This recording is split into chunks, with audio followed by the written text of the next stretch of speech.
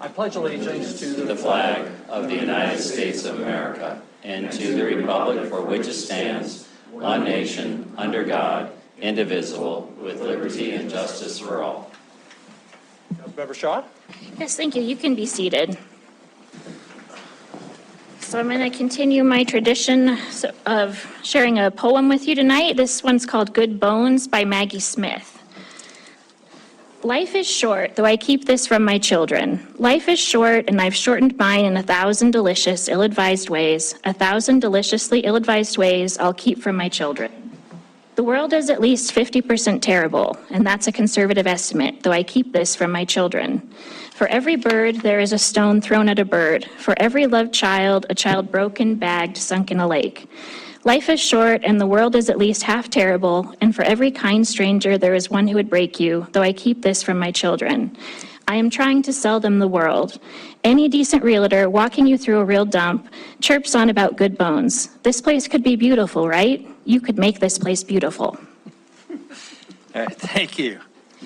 Thank you very much. We'll move on to our roll call. Denise, if you'd please call the roll. Yes, Councilmember Shaw. Here. Gulick. Here. Neese. Here. Owen. Here. Joy. Present. Kennedy. Here. Aspen-Leader. Here. Tidswell. Here. Boyette. Here. Repsis. Here. Mayor Cole. Here. Council members, we have one set of minutes from our January 8th meeting. Is there any questions, discussion, or motion? Councilmember Boyette.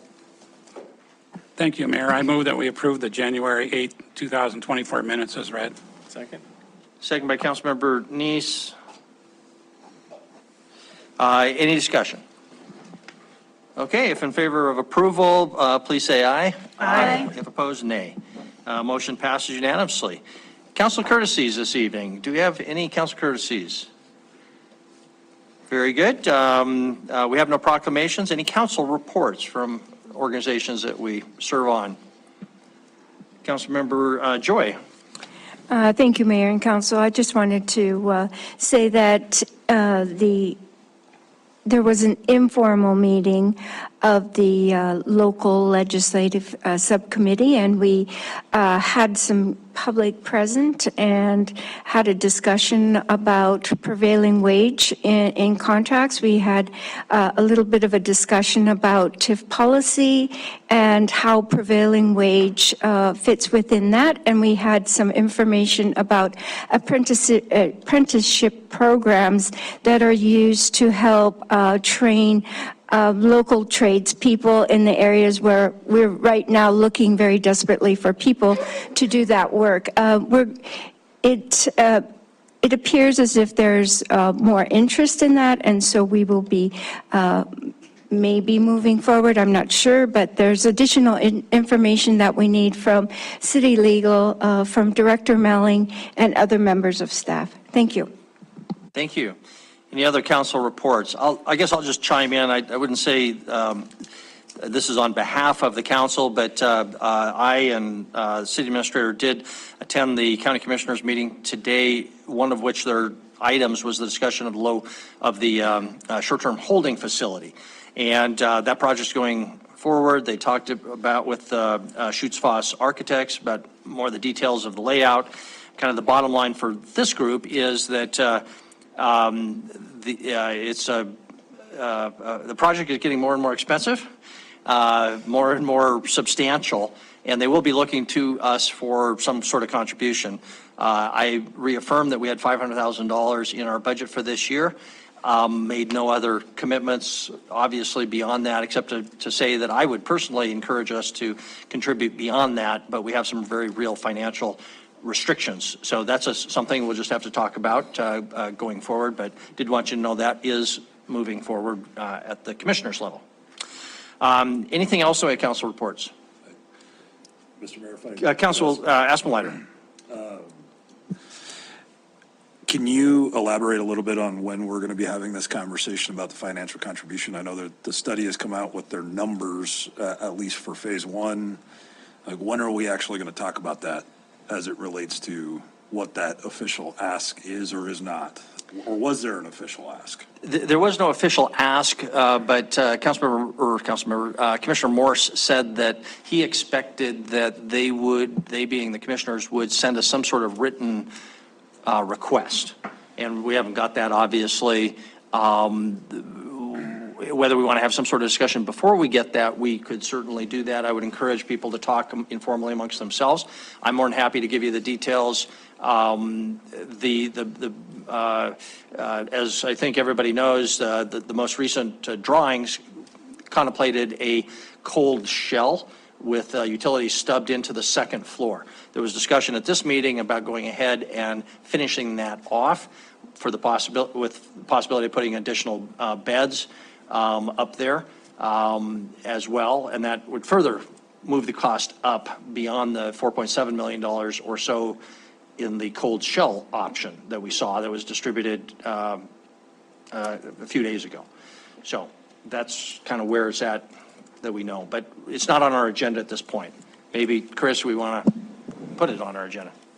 Well, so Mayor and Council, I think to put it on our agenda, I don't know what we would be putting precisely. As the mayor and I and some others were there, it was indicated they would respond in writing. I think what we need to do, frankly, is probably be meeting in small groups, not to make any decisions, but to just get a feel for, share with you where our finances are, what funds, what's the temperature for how we move forward.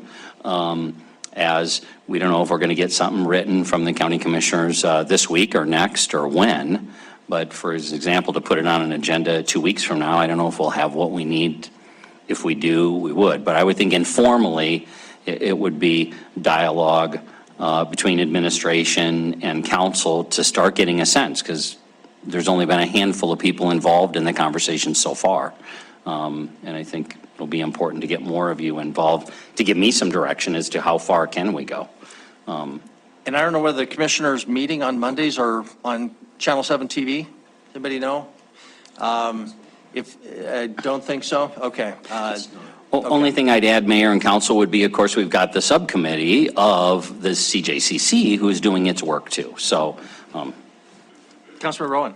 Sure. Thank you, Chris, because I did want to mention that the subcommittee continues to meet weekly to develop a series of comprehensive recommendations to the CJCC and ultimately the county commissioners.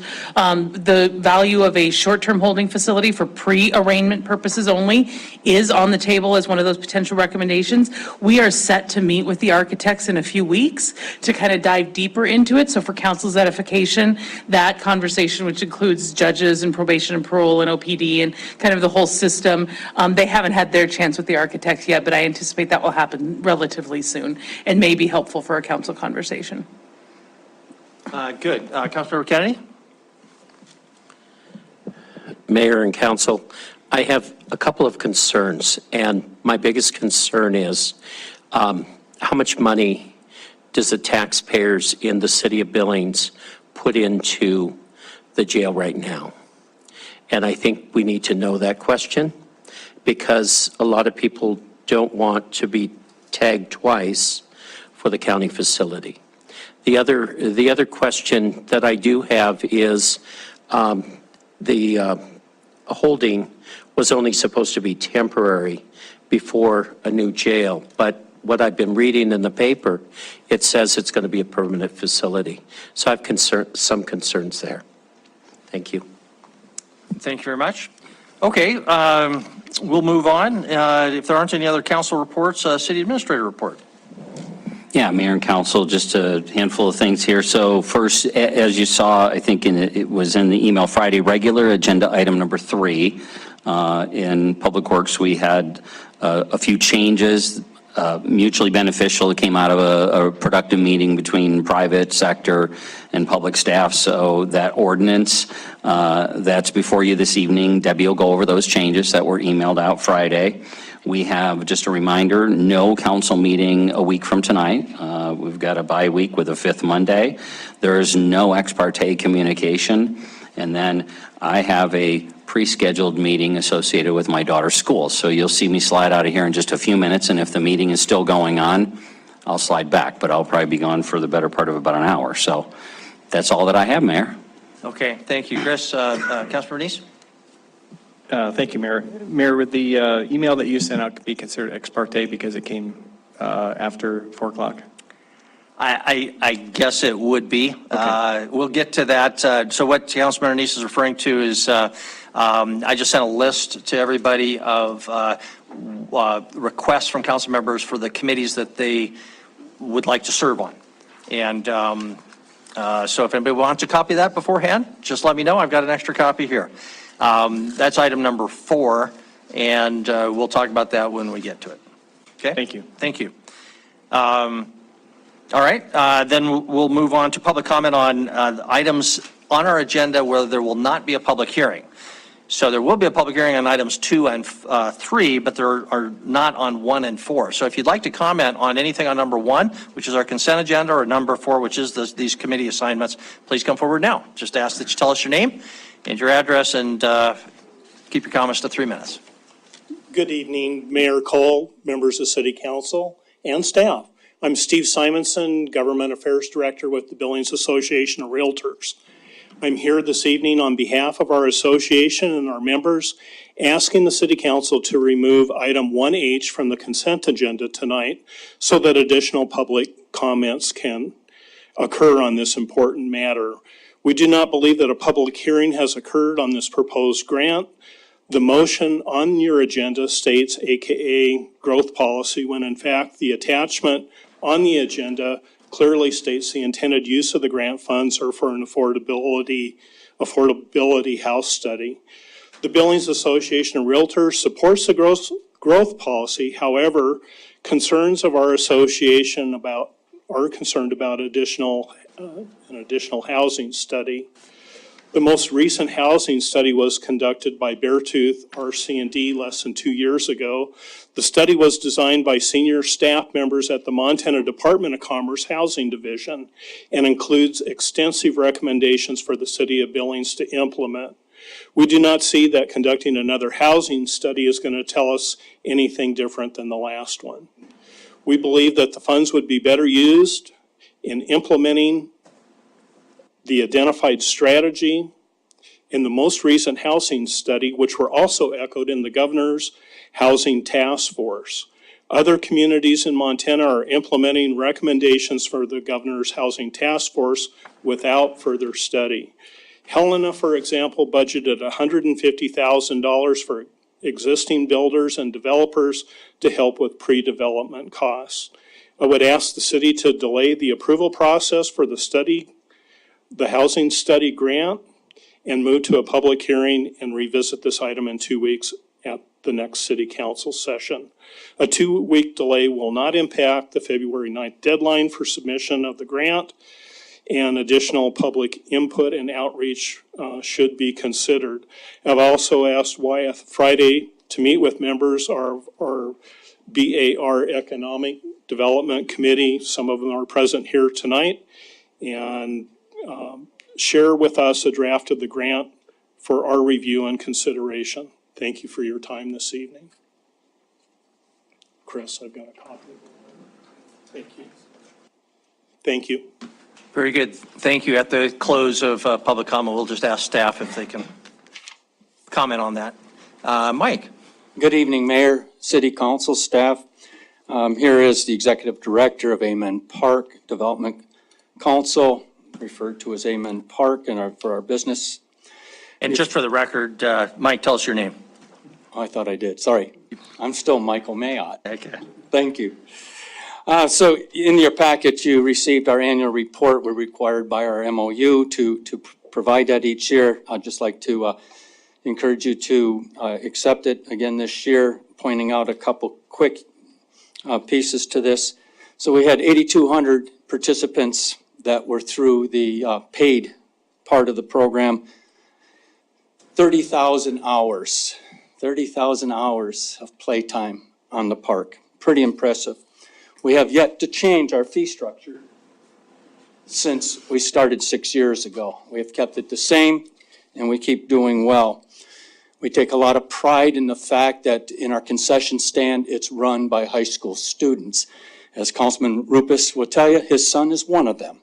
It gives them a great opportunity to get some business work in and employment for those kids that are very busy with school and other activities, and they can't hold down a regular job like at McDonald's where they want a lot of hours. We take these kids on Saturdays and Sundays when we need them. They tell us how many hours they can work, and we bring them in, and so we're really proud of that piece as well. In the next year, our capital improvement budget, we're going to add some lights to the parking lot off from our lighted turf field. We feel that that's an issue from safety standpoint. It gets pretty dark. We started last year in the fall of putting up some temporary lighting. And it was in the fall, it gets dark pretty early, and so we're very concerned about that, and we're going to get that up this spring. And we're also going to add a camera system, a permanent camera system to the turf field so that both youth and high school matches can be simultaneously broadcasted over the internet. So that's what I have for you. I'd be glad to take any questions you may have. Thank you very much. No questions? All right, thanks very much, Mike. Yeah, okay, any other further comment? All right, we'll close the public comment period on those two items. Come back to, I think we have Wyeth with us, and also Laura's with us. So can we ask for staff comment on Steve Simonson's request? Excuse me, Mayor. Councilmember Neese? Can we wait till separations and maybe have that discussion then? We can do that, sure, absolutely. We'll move to separations. Do we have any items for separation? Start down here, Councilor Ripsis, absent lighter. Thank you, Mayor. I'd like to separate items 1O and 1P, as in Paul.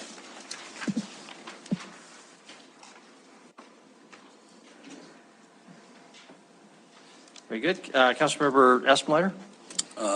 I'd like to separate item H for discussion purposes, and then separate item S for purposes of recusal.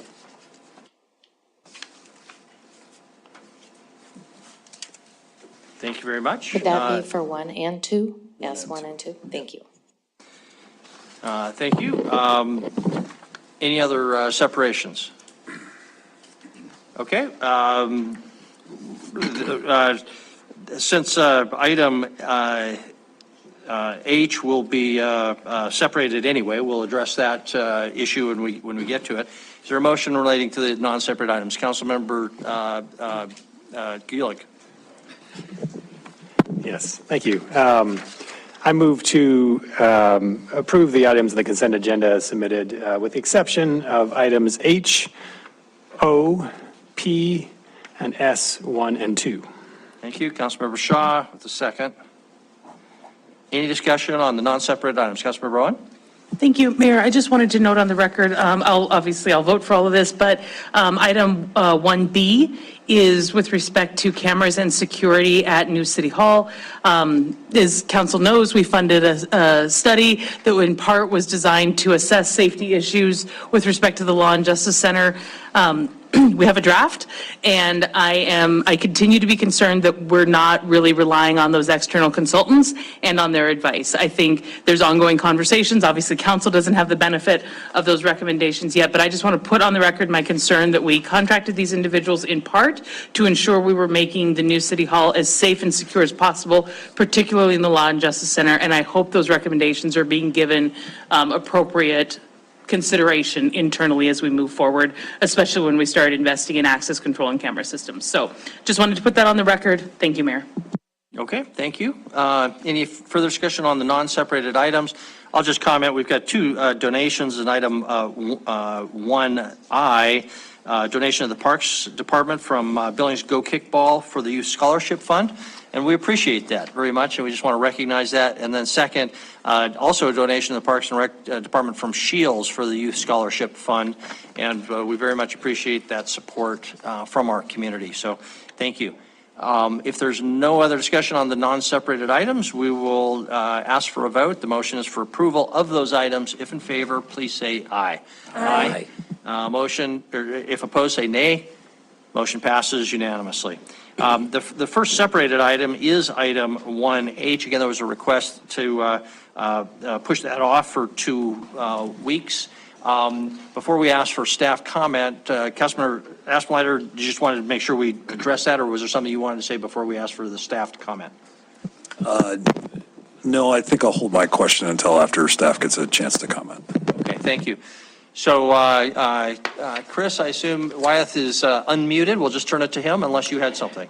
Yes, and in fairness, I don't know that Wyeth saw anything ahead of time. I didn't see anything until we were sitting here. I was able to shoot a photograph of the letter to Wyeth, but, he's had just a few seconds to skim over it. Just as a reminder, this is a letter authorizing the mayor to sign a letter of support for a grant application. So with that, I'd turn it over to Wyeth, and I apologize, I'll be stepping out and back in. Thanks. Okay, thank you very much. Wyeth, go ahead. All right, yeah, thank you, Mayor and Council. Hopefully, can you hear me okay? We can. It's a little light, so just speak loudly and clearly. Okay, I will try to get as close to my mic here as possible. Sorry, I'm out of town, so I'm joining you on Zoom. And Laura Maddox is in the audience there too, if she also needs to chime in on anything on this. So yeah, and yes, as Chris said, I just saw the material from Mr. Simonson and the Board of Realtors. First, I guess, so this grant, and if you glanced at the memo, you'll kind of have a sense of it. This grant is actually, we're applying for it to help us augment our Senate Bill 382 compliance process for the large comprehensive planning effort that we're going to be embarking on here soon this year. And this is to help us with the housing analysis piece of that, which in Senate Bill 382 is very specific in terms of the housing analysis that we have to do. And I won't go into a ton of detail, but basically we have to look at the entire community, look at our population growth over the next 20 years, look at the type of housing that we will need to accommodate that population, and then verify that our zoning that is in place will be able to meet that housing demand based on the type of housing that would come into play. So that's what we're applying to help augment with funds that the City Council has already approved in our budget funding for the comprehensive planning effort, but we're trying to leverage a little bit more funding because we are concerned about the total cost of the project. This to say nothing in terms of with the Beartooth housing study that Mr. Simonson referred to, very well aware of that, and absolutely we're going to use that to help inform us in this process. We have that study. We have the downtown housing study that was done, and an update was done to that just about a year and a half ago. So we have several studies that have been done that will help with this, but it doesn't by itself meet all the things that we have to meet to go through that process with this larger comprehensive planning effort. So that's the reason for the grant. And I guess just lastly, if we were to delay this, the deadline for the grant is February 9th, and we're working with Ted Wilson, the city's grant coordinator, Laura and I, to get that developed. So we wouldn't be able to, if you delay this, we're not going to be able to have the council support and approve our going forward with it. So thanks. Thank you very much. Wyeth, I'm sure we'll have some questions for you. I'll just start us off with one, which is, and you addressed it really, the delay issue, but there was a request from Steve to meet with you to go over the grant application and what is included in that, and whatever other questions or concerns the Billings Association of Realtors would like to weigh in on. Do you see any problem with doing that if we go ahead with this tonight? Mayor and council, no, absolutely not. We'd be happy to visit with them. We were actually going to approach them regarding a letter of support for this as well. So yeah, that would be no problem. We're developing the grant application contents almost as we speak, but we'd be happy to visit. Sure. Okay, thank you. Questions, Councilmember Gulick, and then Councilmember Shaw? Yes, Director Friday, is the grant application does not in itself require you to have the detailed scope of exactly all that would be in the what would the grant would fund. Would it? I mean, do we have to know everything up front what we want to seek from this grant, or is it enough to know that we already have these existing studies but they don't cover everything that's required by the new law. Councilmember Gulick and Mayor and Council, I think, Councilmember Gulick, if I understand you, what we're going to be providing, we have a draft scope already for the 380 to do the long-range planning effort that we need to do. And in fact, we're close to going out to put the RFP out for that. So we have the scope, and an element of that scope is the housing component. So we'll be, and that housing component in our scope comes from the legislation that was passed last year, Senate Bill 382. So what we'll be doing is using that material for the grant application to show what those elements are that we're going to have to work on. But yeah, there's not, I mean, it's fairly specific, but yeah, we're going to have to do this analysis and make determinations. There's going to be a whole public process with this. There's very much a lot of requirements for public process. And in fact, we're going to be coming to you, the council, to adopt a public participation plan, which is another requirement of this process in the next month or two, very soon, before we really embark on that. So, but yeah, we have to at least have that rough scope and the elements that came out of the legislation to help us inform the grant application. Okay, thank you. I recognize Councilmember Shaw, but I apologize. This was Councilmember Aspenleiter's separation. I should have started with him. Said I just jumped in. Councilmember Shaw, would you mind if I go to Councilmember Aspenleiter and then Aspenleiter and then you, Councilmember Aspenleiter? Sure. Mr. Mayor Wyeth, I think, I can totally understand the logistics of getting this submitted and timelines, and we don't have another meeting. Our next regular meeting is the 12th with the submittal deadline on the 9th. So, we are kind of in a box here about that, understanding that now. So I guess my concern is that as the BIR has indicated, that we are making sure that they are a prominent seat at the table as we're having any level of housing conversation. I think a lot of frustration happens in this community in the business side of things, that we study things to death and to the nth degree. And this group does a study and that group does a study, and those studies then compete with other studies. And then there's a study to combine those studies. And it feels like we study everything and then we never actually accomplish anything. So I guess I feel like I'm gonna end up having to support this. However, I hope that there's some level of commitment from planning staff and from you to make sure that the BAR has a seat at the table, as specifically with respect to the housing component, but also the growth policy. And I'm sure that they will.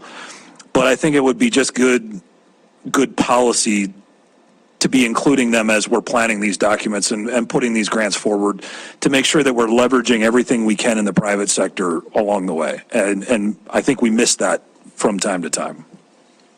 Thank you very much. Councilmember Shaw? Thank you. I would like to move to approve item 1H. Okay, we have a motion for approval. Or is there a second? Councilmember Gulick. Okay, further discussion on the motion. Again, the motion is for approval. Councilmember Neese? Thank you, Mayor. And I have to echo Scott's comments on this. I think that the process matters in this, and our city administrator isn't here now, but Wyeth, you are the director of the department, and I don't know what the timeline was or not, but I do feel like we're in a box, because often we see these, not just this, but other issues that come before us, leases that are renewing, and if we don't approve it that night, we're in a box. We have no other options. And so I think Wyeth, I would ask you, and not directing you because I can't, but I would ask that maybe the council could see some of these things well in advance, so that if a hiccup like this happens, we have time to be able to work around it, do different meetings like this, make the participation happen. So again, I don't know what the history behind this. I'm not saying that you guys delayed this or anything, but I would appreciate a lot of these things that come forth with a deadline, that there be an extra week that would give us some time to move forward. So I'll support this motion because, we have to, and I think it's good. It's going to, we already budgeted, there's budget of $200,000 for this. This is, if we get it, it's going to reduce the general funds by usage by $200,000, or $30,000. So it's going to help keep our expenses down, but thank you. Okay, very good. Any further discussion? Motion again is for approval of item 1H. Seeing nothing else, we'll proceed to the vote. So if in favor of the motion for approval, please say aye. Aye. If opposed, say nay. Nay. Motion passed with exception of Councilmember Kennedy voting in the opposition. So that will move forward. Our next item separation was item 1O, resolution of intent for creating SID 1426 on Arvin Lane. Councilmember Ripsis, that was your separation. Would you like to start us off anyway? Yes, thank you, Mayor. I separated both items O and P for the same purpose, to vote against them. These are two SIDs for cul-de-sacs with 4 properties each. They're not through roads. They don't serve any kind of public transit type of purpose. And in both cases, the taxpayers, the ratepayers in Billings are being asked to foot the vast majority of the bill. In the first case, in O, over $240,000 out of $280,000 worth of the bill, and in the case of P, $90,000 out of $120,000. I don't think it's right to ask the taxpayers to foot that bill for what is essentially a private driveway for those four residences. I don't doubt at all that the residences support it. It's a great deal for them, and they might very well want their cul-de-sac paved and improved. I'd encourage them to do that on their own, and that the city shouldn't be really involved in this process to that extent. So I won't make a separate statement for P, but I do intend to vote against both of them. Thank you. Okay, thank you very much. So the first item up is item 1O. Is there a motion before we have further discussion? Councilmember Joy? Thank you, Mayor and Council. I move we approve resolution of intent to create SID 1426 Arvin Lane and set a public hearing for February 12th, 2024. Okay, motion is for approval. Is there a second? Councilmember Kennedy? Okay, discussion. If I can start discussion by just asking staff, Debbie Melling, I guess, or her designee, I think Councilmember Ripsis makes a point we can all understand. But are there other costs to the city in maintenance that will be saved as a result of this? I don't know, but they're not classic through streets, so. Sure. Couple of points. First of all, the Arvin has 154,000 of water on that. It's a 2-inch line that has to be replaced eventually. So that line, that 154,000 is really a cost for the city. Regardless of when we do it, we need to get that done. A 2-inch main doesn't provide any fire protection for those homes, and it's just not adequate for anything. So that's the big cost on that one, is that water line. The rest of the cost, yes, the city has a significant cost on both of them. We have a CIP project and a budget line item every year for SIDs, and this is the type of projects that are left. So gravel streets obviously cost us a lot of money to maintain. It costs the citizens a lot of money to maintain, and it's just a less than urban standard for a lot of our roads. So the city council has historically supported that project every year. If we want to revisit that, and I can bring forward the streets that are still left, and we can decide if there's maybe a need to continue that project or if we don't want to. But for now, we're basically moving forward with that idea of getting rid of our gravel roads throughout the city for maintenance purposes primarily. Okay, other questions for Debbie? Councilmember Kennedy? Debbie, is the project, are you going to replace the water line the same time you do the project? Yes. So if the water line was done, or if someone came in and did it, it would still have to be ripped up, and then the city would have to pay to repair that if it wasn't done at the same time? Yes, if someone else was going to do the project, we would definitely get ahead of that and do the water lines first. And then there was one other question, Mayor. Is the project over on the side of, I think it's 21st and Colton, that project was paved, correct? Is that being Sorry, I know my paved? project number. I think that was I just wanted to ask the question, is that project treated the same as this project is treated the same as that project and some of the other projects that we've been paving? Okay, So thank you. the bigger picture is we have a procedure for gravel streets and we have a procedure for different types of streets, and this follows that procedure. And the real concern that I have is it's not a concern with doing it this way. We were doing some with private and some that the county, and the ones that, if they had any problems or whatever, the county had to come back and take care of it. So I'm glad you're in charge of it, because it, that's the best way. Thank you. Okay, thank you. Further, anything else while we've got Debbie? Okay, then Councilmember Joy. Thank you, Mayor and Council. I do hear Councilmember Ruffs' concern about a cul-de-sac and the benefits to the public. And maybe this is an area where this could be addressed as a new policy, where we really, as a council, direct whether or not we want to consider cul-de-sacs to be funded differently than through streets. So I do hear your concern, and actually, many years ago, there was a discussion about whether cul-de-sacs should, how different streets could be treated. So this might be a policy thing that the council would like to move forward with. Thank you. Thank you. Any further discussion?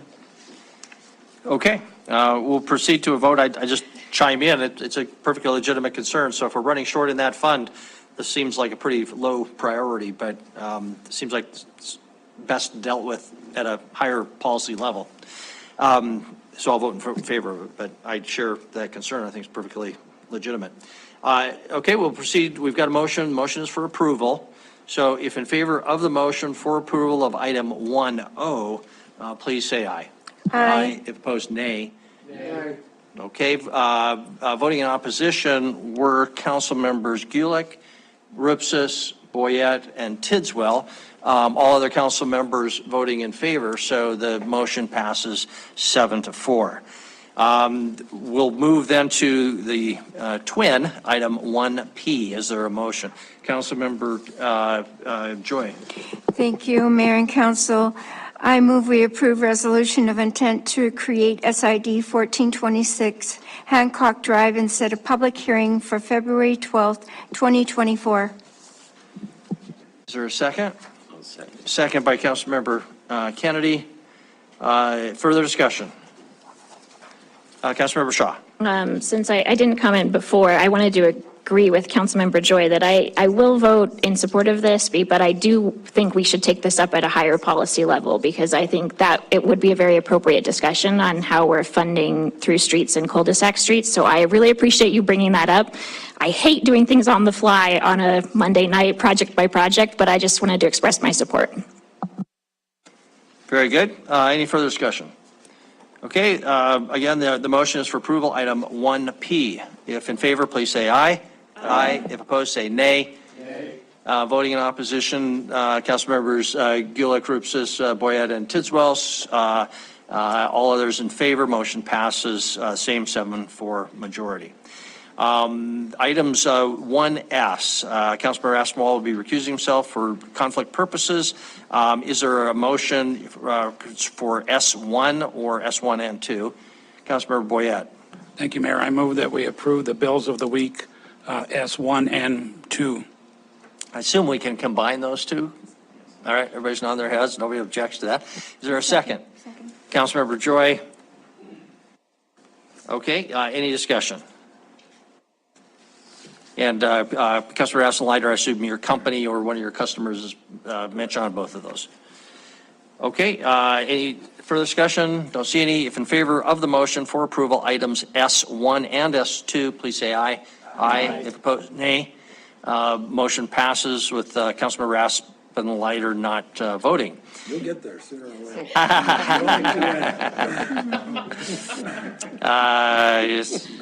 It's just good you're not paid by votes. It would really cut into the pay. Okay, our regular agenda. Denise, would you read item number 2? Public hearing allowing the city to submit a grant application to the Montana Department of Commerce. Staff recommends approval. Ted. Good evening, Mayor and council members. And the most important thing you can do is introduce yourself. Thank you. I'm Ted Wilson. I'm the grants administrator for the city. Began the position back in September and been kept quite busy. I'm here tonight because the legislature in its last session passed House Bill 355 that allowed grants to cities for different maintenance and repair projects. They put some interesting processes into it. One of them is to have a public hearing, but prior to this, they asked us to canvass our departments for possible projects that would qualify for the grant monies. As you saw in your packet, there are several eligible project categories, but the three that are in bold: drinking water systems, wastewater treatment systems, fire suppression systems, were the ones that they prioritized. And when we do have to turn in applications and make sure that we're meeting their qualifications, and then they'll approve those applications. Once we had done that, then we looked at those and determined which ones we thought would be the best fit. And as far as our analysis of that was concerned, we felt like the water main replacements that the Public Works is doing would be the most appropriate.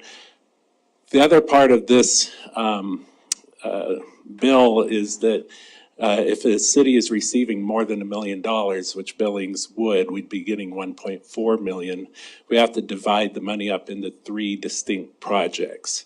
So Public Works has looked at that. This is information that wasn't in your packet. I just got the information today on what they're proposing. One of those would be Broadwater between North 17th and North 18th. Another one that would be Cedar Park water main replacement in that subdivision, and those 2 projects would happen this summer.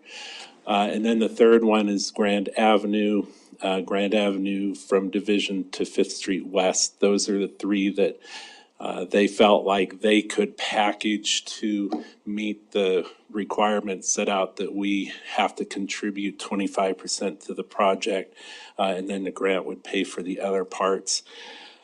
So what we have also done is we showed you what the other things were that departments suggested.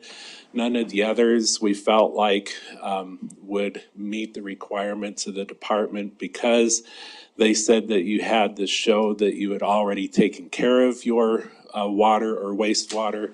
And we, just looking at our list of water main replacements, we have plenty of work to be done there, so felt like that was the best way to go.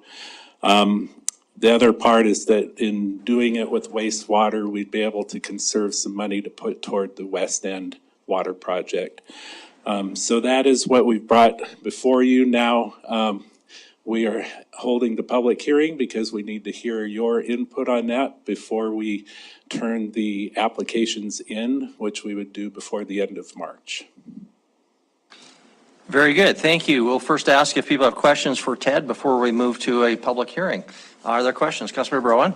Mayor, I actually have a question for our Public Works Director. Sure. I don't think it's fair to throw this one at Ted.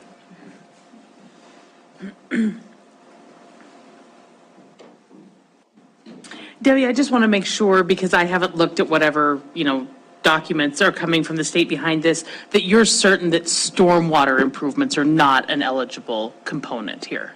Because I see drinking water and wastewater, and if we've got a pretty whopper of a proposal to increase infrastructure for what I think we all recognize as an emergency in our stormwater system, and it's not on here. So I just want to make sure that's because we're all certain that it's not eligible.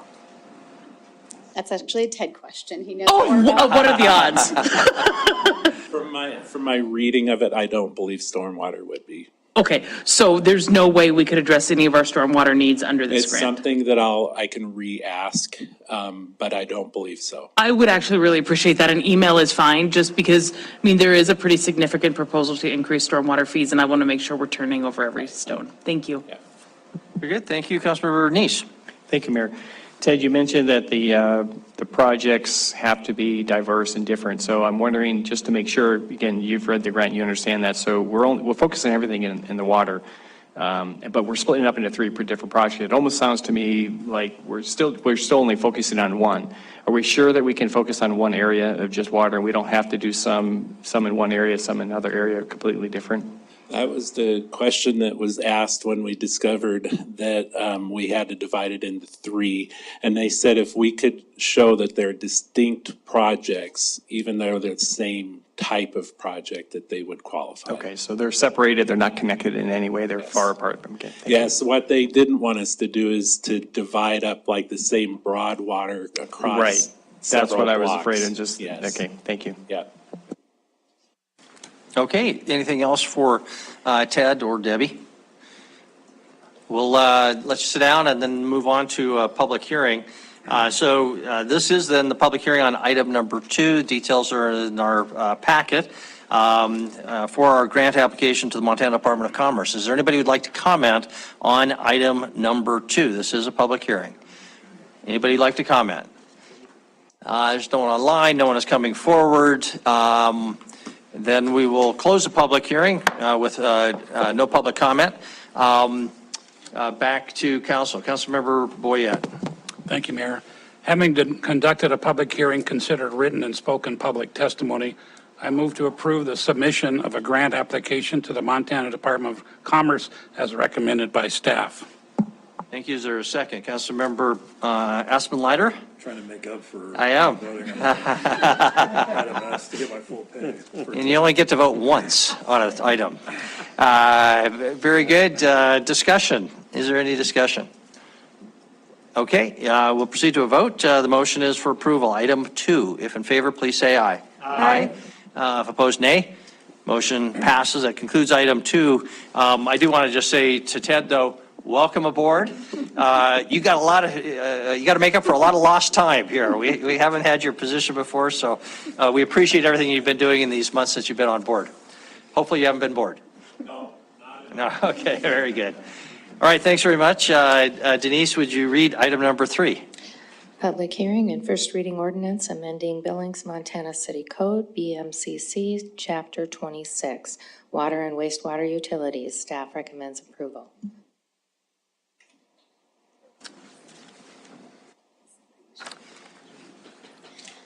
Good evening, Mayor and Council. So you have seen this presentation at the work session, was it just last week? 2 weeks ago, 3 weeks ago. And so I will not spend a ton of time on some of these slides, but we have made some changes. So I will spend a little more time on those changes. Does it go that way? Okay, I'm going to let him troubleshoot. So as you recall, this is an ordinance change for Chapter 26 of the City Code, which has to deal with water and sewer utilities. And so we are changing this because we have some changes to our reimbursement policy, which is something you all have been involved with. And we have some things in our rules and regs that need to be changed just to keep it in line with what we are currently doing. Last change we had in our rules and regs was 2017, so this just kind of catches us up. Primarily, we have cleanup items in the stormwater. It used to be rolled into here, and then we took half out, so we're going to clean that up a little bit. The annexation terminology changed in the city code, so we need to change and make sure our annexation references are the same as what they are in the rest of the code. Some definitions, which Mayor Cole also caught one definition we didn't get consistent, but we are trying to be more consistent with our definitions throughout our different documents. And billing, we had some cleanup to do there. So these are the changes and clarifications that you all asked us to look into when we were here. Mayor Cole caught the fact that we're not letting people swim in our new reservoir when we get that built, so we did change that. People can swim. I'm not sure if we should leave bathe, but I'm going to leave it there. But they can't be in finished water reservoirs now. So once we clean the water, you can't be in them. But before that, it's raw water, so people can swim in the reservoir. So we did make that change. You can see there what we changed. The definition of customer user, we did have that inconsistent, so we changed that. And then backflow and reimbursement, I'm going to talk about those in more detail. Okay, backflow prevention, Councilmember Neese asked us about the annual testing cost and also where we came up with that. So the industry standard is every year. We talk to the other cities in Montana and they all do it yearly. And DEQ has a recommendation that we do those yearly. It's really about liability. Obviously, if we have backflow of water into our system that gets somebody else sick, it's a big deal. So it's really about liability. It's less than $100 to do your backflow prevention check. So I don't think we're asking a huge amount of money here, and it's a huge liability. So we think it's worth it. So that hopefully addresses the questions you had there. As far as the reimbursement, there's a couple of changes here, and primarily this is based on our meeting with the developers, and you all got the email from me on Friday that talked about the change we want to make after we had that meeting. But it's based, it's the third bullet down there for agreements or reimbursements when a private developer puts in that infrastructure. So if an agreement is already in place, we can't make an ordinance that changes our existing agreements. Those are contractual obligations we have. So what we have to do is we either have to live with the terms of that agreement, or we need to bring that agreement to you all every time we have one and have those amended. There are less than 5 still that are outstanding in our system. So there's not many of them, but we'll have to bring those agreements to you and have those amended, or we will need to pay them per the agreement. What that does is our developers that have developed in the last 10 years and have reimbursement agreements, they won't get paid as much as people that don't have reimbursement agreements or, well, basically that don't have reimbursement agreements. So those will be case by case, but we will bring those forward to you. And then if there's no agreement in place, it'll be per this new ordinance. This was a change that was based on the conversation we had. Basically, it says that if they don't ask us to be reimbursed within 5 years after infrastructure being connected to and them being due that reimbursement, they have 5 years to catch that and ask us for that. Otherwise, we no longer have that obligation. That was Gina could maybe talk about that a little bit more, but that 5 years was based on legal's recommendation for a 5-year period there. We did do that, and then the last sentence there, they said it would be good to put that we don't owe reimbursements to heirs, representatives, and successors and assigns. As you can imagine, 50 years from now, when 16 people come in and say, hey, we were all heir to this person, that should not be our responsibility to go track down who the real heirs are and give them that money. So the reimbursements for heirs, representatives, and successors is still not included in here. However, a lot of the developers, when they do a development, they create an LLC that is specific for that development only. At the end of that development, that LLC does dissolve. So if we don't do this, if we don't allow assigns, it means that people would only have a couple of years to get those reimbursements, or they'd have to leave those LLCs on the books. So they asked us to do this. We don't see any downside with doing this. They still need to meet the requirements. So we did put that in there. And I wanted to note on here that the highlighted part doesn't actually go in the city code, but I did want to note that we will bring those agreements back to you to have those amended if they are in place now and the developer would receive less reimbursement. So, okay, this is the other thing that the developers brought out to us. And I want to make sure Councilmember Owen's watching because I've got animation. So in a typical scenario, you have a water line, and on both sides of that water line, we would ask for 50% reimbursement for the frontage in front of that property. So you can see that red one, West Lane would get money from both sides, 50% each. East Lane would get 50% from each. That's typical. The problem is we have ones like on 30th where both sides could pay 50%, but then we have this other property out here that doesn't actually have any frontage, but they're going to get water off of that water line as well. So the way that we wrote this is that the actual calculation is in the rules and regs, and it says your proportionate share. So what we would do in a situation like that is we would look at what is your proportionate share of that pipe, and that's what we would charge those users for. So most of the time, you're going to see that typical scenario, but every once in a while, we just left ourselves that ability to do proportionate share with the one on the right there. Ditches, we talked about this last time. Basically, we have needs for ditches in a lot of cases, so we don't want to automatically just get rid of them. And this is the schedule to date. We met with the Budget and Finance Committee. We were here for the work session. The developers, we met last week, and tonight is the public hearing and first reading. Second reading would be mid-February, and then of course it would be in place 30 days after that. So we can do questions and discussions, and then I did put the motion up there because I did make that change that you got Friday that has that new language. So that would be the motion to make. Thank you, Debbie. Thank you for your work and staff's work on this over many months. Sure. Questions now for Debbie. Councilmember Denise? Thank you, Mayor. Debbie, I like the idea of you changing that, fixing that for signs, because that does make a lot of sense in the business. But I also see in the business world, the signs can go to banks and to third-party companies. And so does this give the opportunity to a finance type company to come to some of these developers and say, listen, I'm going to buy out your assignment for 50 cents on the dollar or something like that, and then become the permanent assignee for the city for these developers in the future? I assume it would allow that because we're just saying all the signs. Okay, I just want to make sure that I understand that. So and that makes it fine if that's the opportunity, if the developer wants to cash out their assignment and move on and take their money and go somewhere else. But I just wanted, so it may not be that these developers forget about it. We may have a lot of assigns through other companies that weren't even related to the original development. Okay, thank you. Other questions for Debbie? Debbie, I wonder if you could go back to the language that dealt with assignments, where you allow reimbursement for an assignment, not just because somebody is an heir or a successor. So in that last sentence, it says reimbursements will be made to assigns if they have met the criteria under blah, blah, blah. Is there, I recognize this is a minor problem, unlikely to come up, and you may just say it's not worth dealing with. But is there a concern that X number of years go by, somebody says, I'm not an heir, but I am an assign of my brother-in-law who owed me a bunch of money. He's since died. Give me the money that you owed him. I'm his assign. And I don't think that an assignment would necessarily have to be in writing. A transfer of an interest in property would have to be in writing, for example, under a statute of frauds. But I'm not sure that an assignment must be. It might be, but I can't think of why it would be.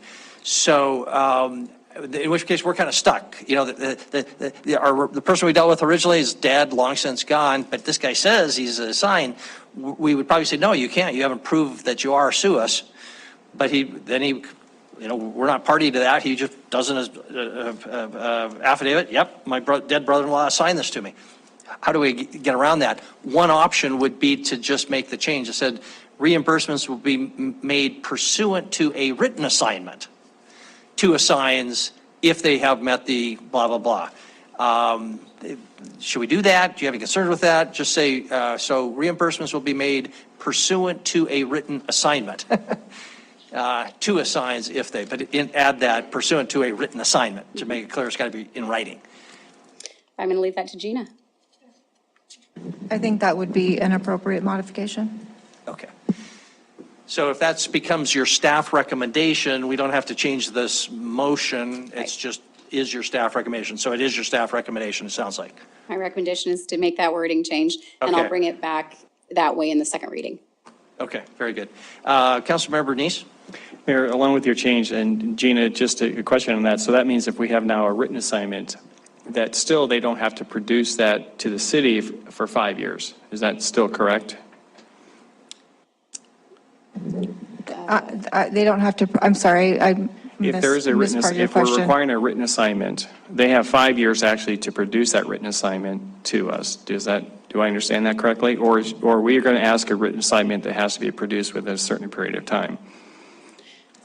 Yeah, we're not So requesting that with. the 5 years is only if we neglect to reach out to them at the time to pay them back. Okay. So when we get a payment, we will go and we'll check if anybody is in place at the time that has met all of the conditions.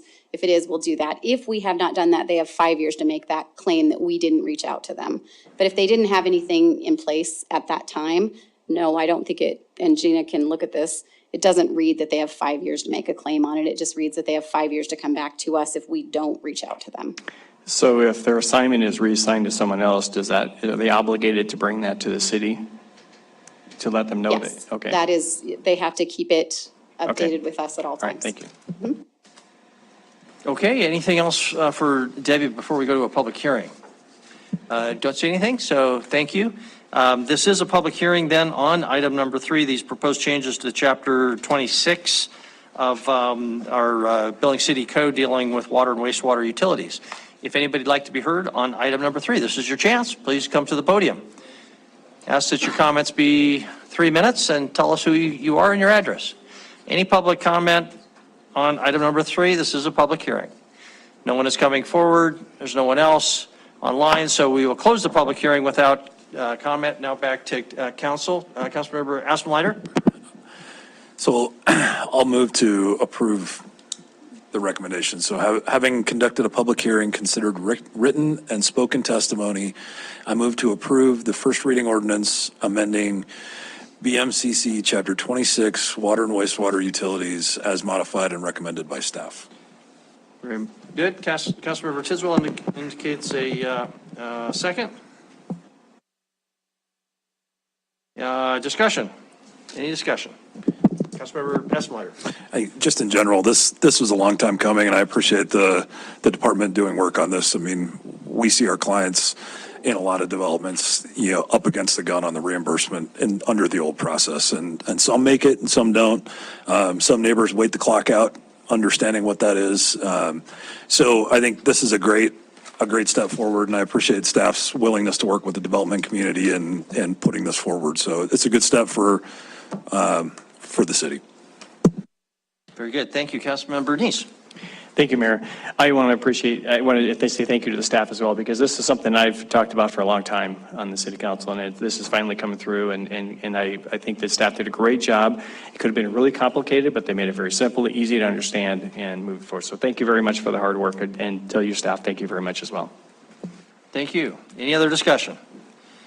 Okay, we'll proceed to a vote. The vote is on item number 3, and the motion is in favor of adoption of item number 3 pursuant to this modifications of staff and recommendations. If in favor of the motion, please say aye. Aye. If opposed, nay. Motion passes unanimously. That concludes item number 3 and brings us to item number 4. Denise, would you, let's take these one at a time. So, well, actually, yeah, just go ahead and read item number 4, Denise. Thank you. Council appointments to community boards and/or committees and council subcommittees. Staff recommends city council determine which council members will fill vacancies and serve on various community boards and/or committees and council subcommittees. Okay, thank you. Council, we'll first deal with our own internal committees. I'll just remind everybody the resolution that was adopted at the end of 2023 in November allows for 3 to 5 council members on each legislative or on each committee and to be appointed by the mayor. So my understanding after discussion with Gina, and you can ask Gina, is we don't have a vote on this, but our ordinance also said that this happens at a meeting. So I guess my purpose here is to announce these appointments. The good news is that every committee that somebody wanted to serve on, there was a place for it. So I distributed a list before the meeting, and I do need to make at least one change to that, and I'll ask if anybody sees any other inaccuracies. But Councilmember Shaw did want to serve or continue serving on the Legislative and Local Affairs Committee. And that would bring that group to 4, and it's 3 to 5, so we're still in good shape there. So I do know that's a change. Are there any other changes before I hand a copy of this to Denise and call this the official set of appointments of these internal committees? Councilmember Joy? Thank you, Mayor and Council. I don't recall the ordinance very well, and since you have it, you can tell me. On the Operations Committee, is that just limited to the mayor, deputy mayor, and the mayor pro tem, or is it whichever council members? Yeah, no, thank you for pointing that out. It was in our previous version. And then the version that was adopted in November made the change that the number of members was, quote, under council operations, quote, 3 to 5 council members, including the mayor, deputy mayor, and mayor pro tem. So it doesn't exclude others. Okay, any other questions or changes about the list? Then I guess the official appointees, and I'll just read this in the record and give this copy to Denise. Budget and Finance, Councilmembers Gulick, Councilmember Owen, Councilmember Kennedy, Councilmember Asmelider, and Councilmember Rupsis. Legislative and Local Affairs, Councilmember Shaw, Councilmember Neese, Councilmember Joy, Councilmember Boyette. Councilmember Operations, myself, Councilmembers Boyette, Councilmember Shaw, and Councilmember Neese. If that's it, that's the official announcement, all right? So that deals with that one. And then we also have the Big Sky Economic Development. They need a person on their board. I know Councilmember Boyette asked to serve on that, but there might be others as well. And we're not exactly sure the process for this, but we'll talk about it. Did anybody else want to be considered for that? Councilmember Rupsis. Sorry, Mayor, I was going to nominate Councilmember Boyette to serve on the Big Sky Economic Development Board. Okay. Again, we're not sure if we have a vote, need a vote, but is there anybody else who will make that? If there's more than one, we'll have the same vote in that order. Did anybody else want to have their name in contention before to actually have a vote? Otherwise, by consensus or whatever, we'll. I was going to nominate him as well, but I'll second it if we needed to second it. All right. So I think by consensus or let's just give it an official hands up if in favor of that. Okay, we have a clear majority there. So Councilmember Boyette, congratulations on this well-paying appointment. Councilmember, then we also have the Beartooth RC&D, so the Recreation Conservation District. We need a volunteer to serve on behalf of the city on that. Councilmember Chiriki was on that before Councilmember Chiriki, I don't remember. Councilmember Ewald. Councilmember Ewald. Do we have anybody who would volunteer or like to serve on the Beartooth RC&D board? When do they meet? At noontime, I believe, once a month on it, or not, is it every month? So the question is, when do they meet? Maybe somebody can find it, but Councilmember Joy thought at noon once a It month. says the third Thursday of odd-numbered months at 1:30 in our packet. Every other month. Every other month. Here in town. No. Probably in Joliet, right? It's a rotation, sorry. It's a rotation, so sometimes it's hosted in Bighorn County, sometimes in Carbon, Stillwater, so it's a rotation. But they're very friendly and you get to have a nice meal.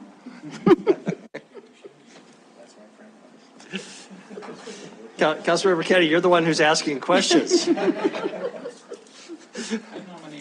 I've attended their meetings before, so Well, then you're a veteran. yeah, I would do it. Okay, very good. Thank you very much. We'll send those names on, assuming there's no objection, to Councilmember Kennedy serving. So thank you very much. That concludes then item number 4 and brings us to public comment on things not on our agenda tonight before council initiatives. We know we've got a council initiative. If you'd like to comment on something that was not on our agenda tonight, please come forward. Mr. Brooks, you know the routine. Yes, sir. Good evening, Mayor, members of council. Dan Brooks with the Billings Chamber of Commerce at 815 South 27th. And as far as routines go, I guess I probably should let Hank go first so he can make all the substantive comments. And like the legislative session, I'll just say me too and bow out. No, want to come and support Councilman Rupsis' initiative. I assume is coming to you tonight. I think it's super important to have a look at some of these things to address our housing needs. And because I can't help but mention something about SEPTED, I do believe that a lot of these actually incorporate some of that eyes on the street, traffic calming, et cetera, that we see in the SEPTED principles. Kind of looking at the entirety of the initiative, 10 things seems to be a lot to kind of undertake.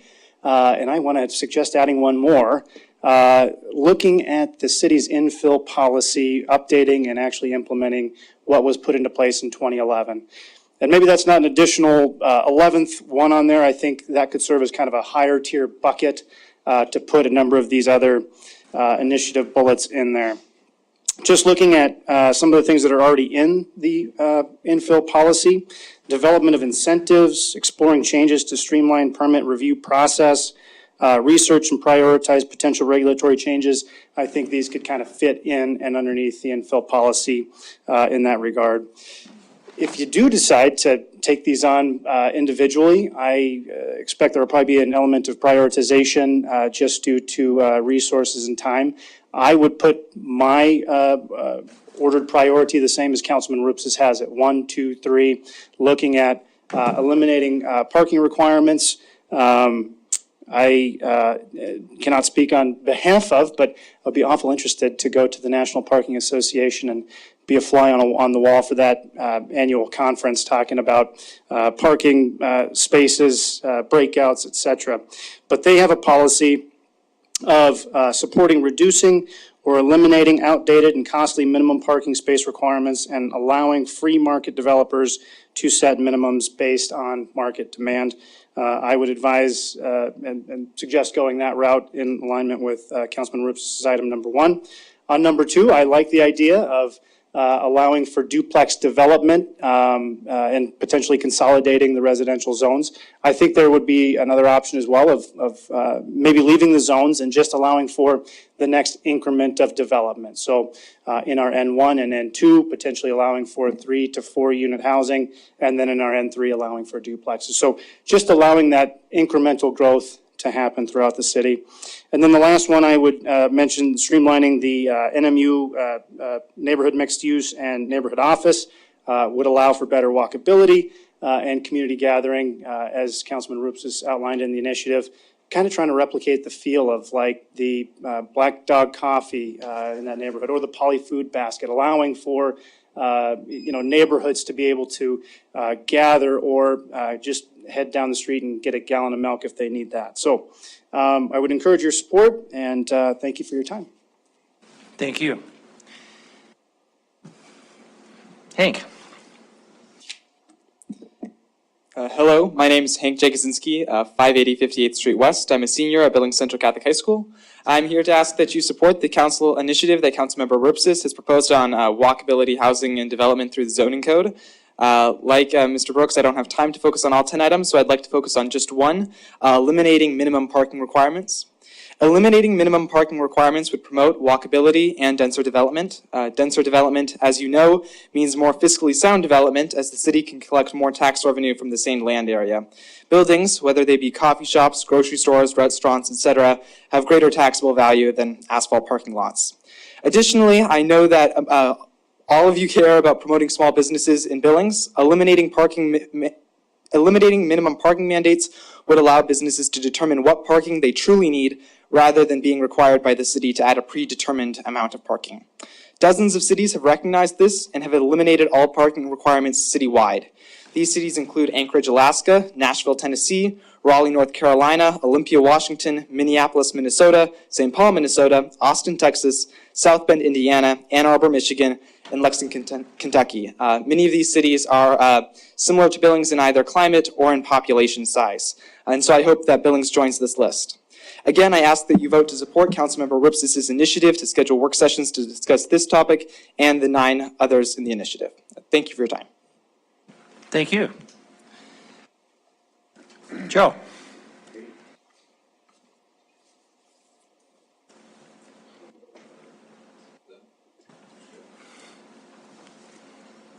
I'm Joe Holden, Stillwater Parking Garage, 2549 3rd Avenue North.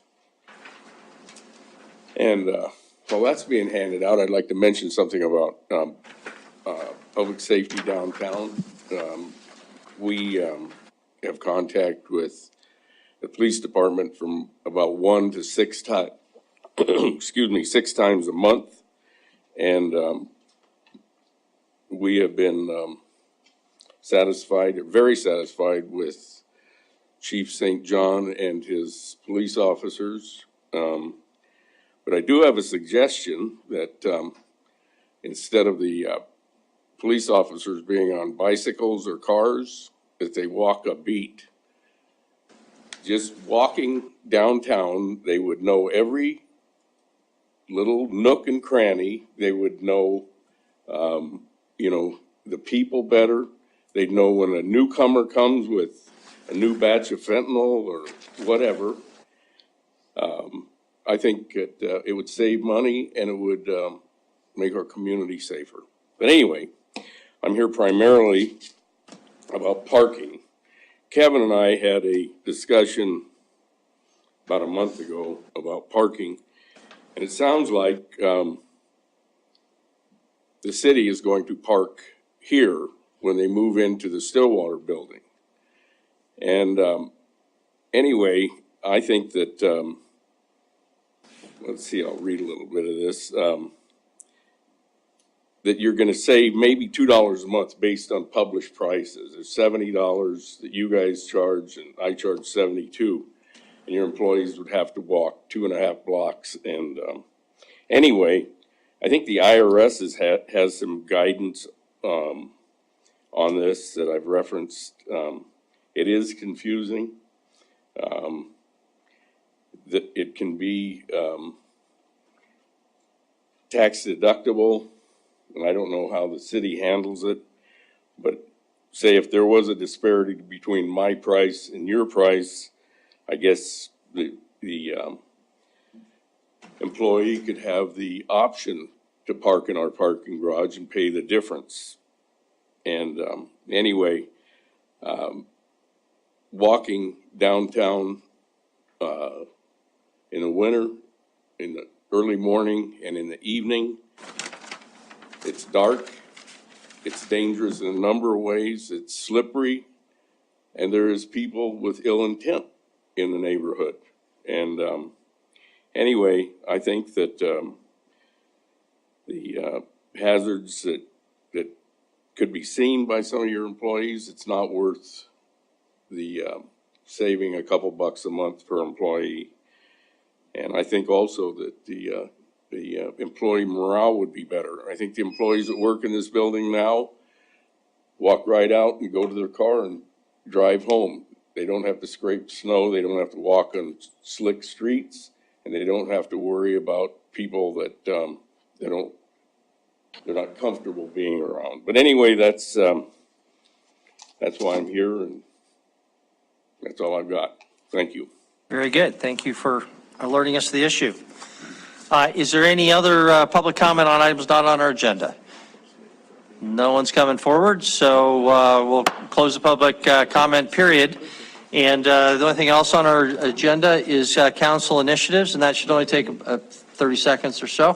Councilmember Ripsis, I'm going to hand it over to you. Thank you, Mayor. Council, you're all aware, I sent a couple of emails about the initiative I'm introducing tonight, asking for your support on. Very simply tonight, all we want to do is say, yes, we want to dedicate some work session time to talk about a number of different topics related to how we're building things in our community. I believe the timing is favorable right now because we're getting into the process of growth planning, land use planning, neighborhood plans, all those types of things. And oftentimes those plans come to us when they're pretty much wrapped up. And we as council feel like, well, when do we get to have our input? And at that point, it's almost too late. So in a lot of ways, having these policy discussions early in those processes could benefit us in getting our collective thoughts into those processes so that they can be considered while those plans are being developed. I don't necessarily want to talk about any details of any one particular topic tonight. I'm not asking you to support any one of these topics to say that, yes, I like the idea of eliminating parking regulations, or I don't like that, or we're not making those decisions. What we want to do is set up work session time so that we as council can have discussions related to these ideas. You may have other ideas. Some of them have actually been introduced tonight, and that's okay. Let's get those on there. Let's get them scheduled so we can start having these public conversations amongst ourselves and do what we're supposed to be doing, which is to set policy for the city. So we're not taking positions on any of one of these tonight, but I will read them just so they're on the record. Number one was to eliminate regulations establishing minimum parking requirements. Number two, consolidate the N1, N2, and N3 zones and allow at least duplexes in the new consolidated residential zoning district or districts. Allow for streamlined zoning changes to NMU or neighborhood office for any residential zone property on an arterial or collector street. Number 4, establish a newer standard street profile for neighborhood residential streets where homes have garages and or driveways. Number 5, allow for subdivision designs that incorporate alternative pedestrian transportation networks, meaning not just sidewalks in front of every house. There are other ways to facilitate pedestrian traffic through a neighborhood. Number 6, evaluate the impacts of permanent strip lighting and other commercial lighting on the surrounding areas. Number 7, allow neighborhood pubs. Number 8, encourage more mixed-use zones in planned neighborhood developments. Number 9, incentivize residential development that includes a mix of market rate and permanently affordable housing options. And number 10, establish a moratorium on new surface parking lots downtown. Now, I don't expect that any one of those ideas would have near unanimous support across council as they're written. What I do hope, though, is that we can talk about them and say that these are ones that we think are important. And have that conversation amongst ourselves. I'm not asking staff to dedicate time to even develop presentations on any of these. These will be led by ourselves, so I'll take the initiative to put a couple kind of introductory slides together for each topic, and we'll kick off that conversation. We'll have basically a conversation amongst ourselves. Certainly staff will have input. They've got a lot of expertise in this area, and as actually have already had input. The original list that I sent off to Chris and Wyeth and Debbie about a month ago was different than this list, and they had some conversations amongst staff already and presented those back to me with their concerns and those types of things. And so this list before you tonight already has incorporated some good amount of feedback from staff in terms of things that we might just not want to get into now, or there might be different ways to approach things. So I appreciate that input from staff already. So again, establish work session time. Don't require time from the staff because we know that the planning department right now is, we're down a person or two, and we've got a lot of big projects going on right now. But getting our policy thoughts out into the open and giving staff a good idea where our collective heads are at as they go into these processes, I think is a good way to approach these things. If we do manage to pass a motion tonight to set up some work session time, what I'd ask is that each of you think about these items and send me a note and say, look, I think these should be the priorities. This, I think, is really important. There's no way in heck I even really intend to think about this at all.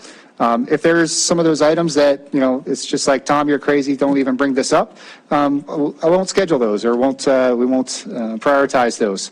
But those things that kind of rise to the top and everybody is really interested in talking, we'll kind of prioritize early in the sessions, because I don't imagine that we'd be able to do all 10 of these in a single work session unless we were to dedicate our retreat to them, which I don't think we're going to do. So with that, I'll leave that introduction to the initiative, take any questions, and then if the mayor would recognize me again, I'd introduce a motion to accept the initiative. Okay, thank you, Councilmember Ripsis. I'd suggest exactly that. We start with just some questions for Councilmember Ripsis, what he's envisioning, and before we get into kind of debate over merits. Again, his request is that we not get into the details of each one, but that's up to council. I know we'll want to hear from Wyeth because it would at some point very much impact planning staff. And as Councilmember Ripps said, we are down in the planning department. So I'm sure Wyeth will want to chime in here a little bit. But before we ask Wyeth to comment, and before we ask Councilmember Ripps to make a formal motion to put this on a future agenda, are there some questions for Tom? Councilmember Boyette. Yeah, thank you, Mayor. I can think of a million questions already that I need the staff for.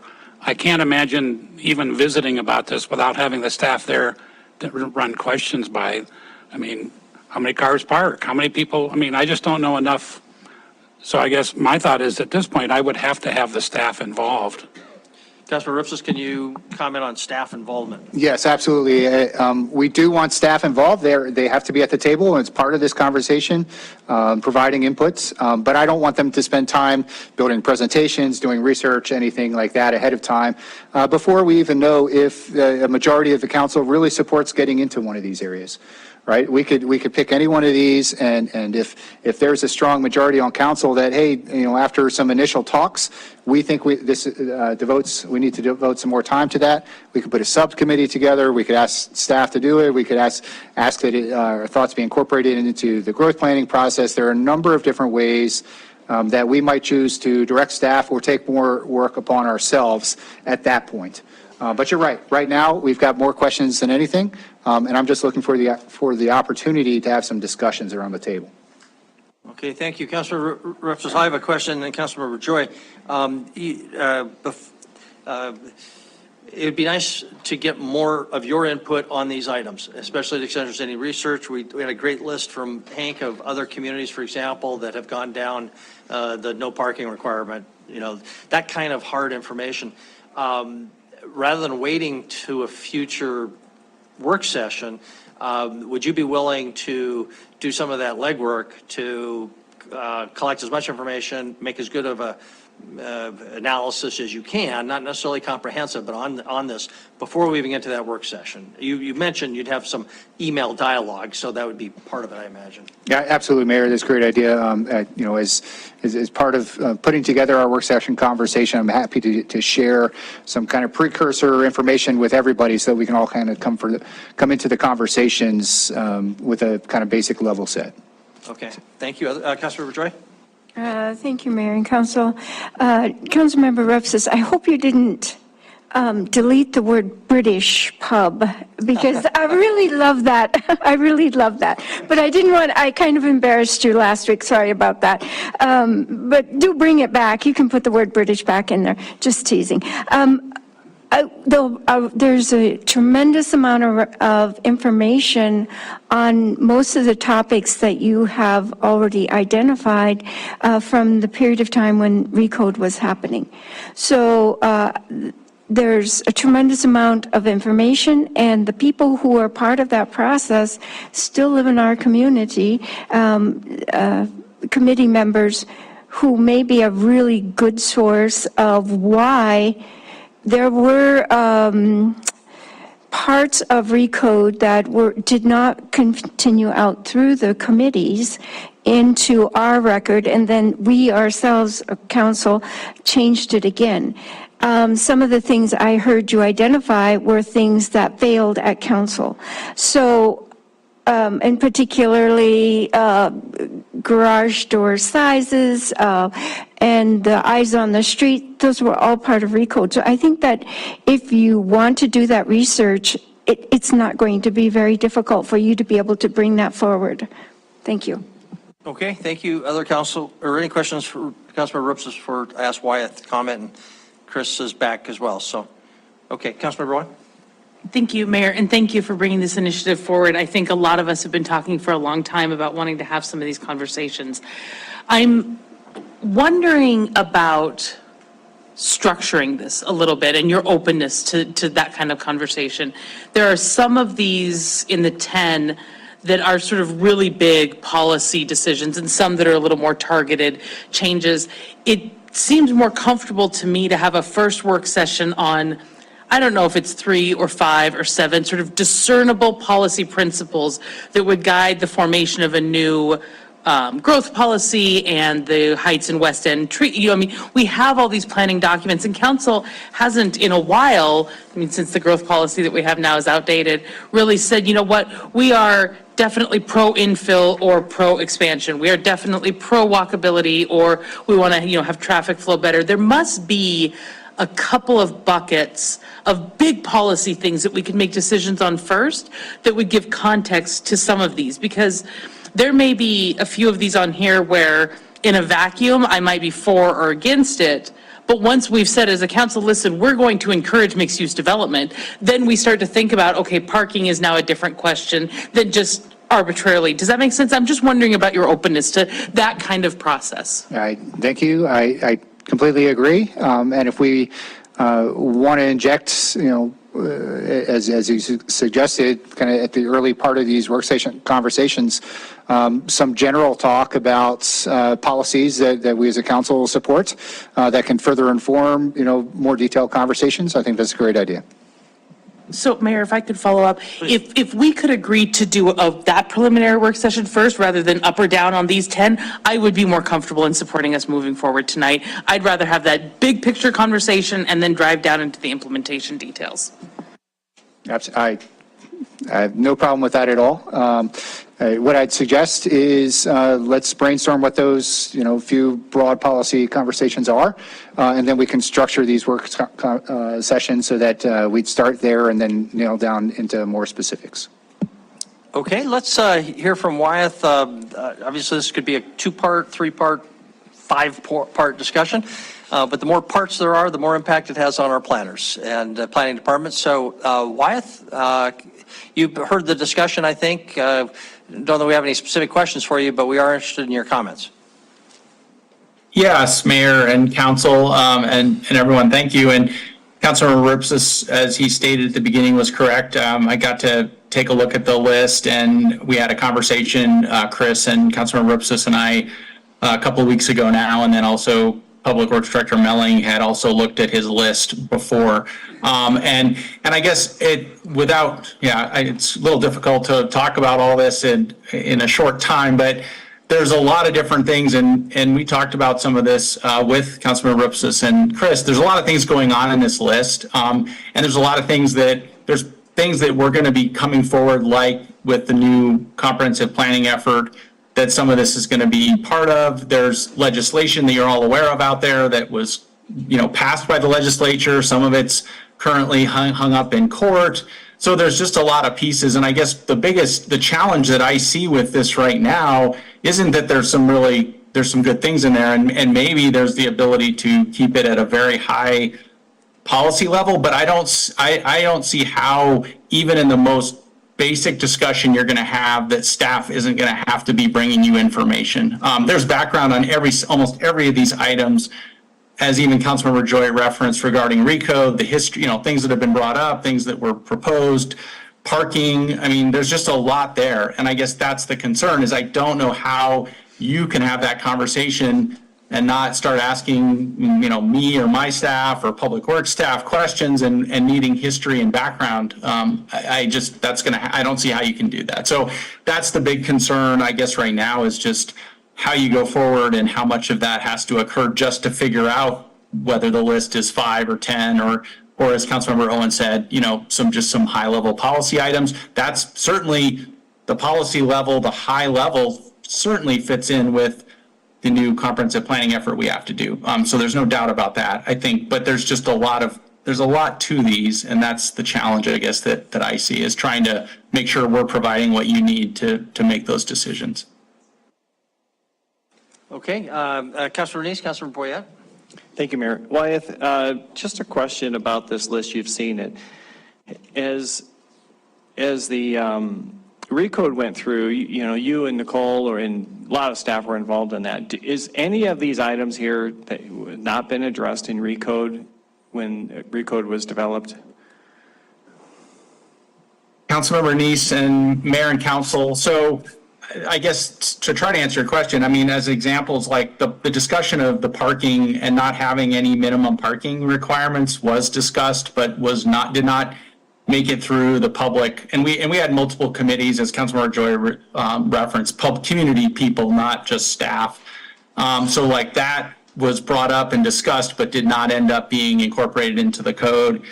We proposed, and it was floated with our urban committee, to not have any more single family only zoning, to go, to 2-family and above, which Helena, as was brought up earlier, Helena has already done that. So there was things like that were certainly brought up, vetted, and run through the ringer, so to speak, during that process, but did not get adopted. And the council didn't, whether they didn't even make it to you or they made it to you and they still didn't get adopted. It's a combination of things. So just as a couple of examples, there are some things in here that were considered at that time but did not make it to be put into the code.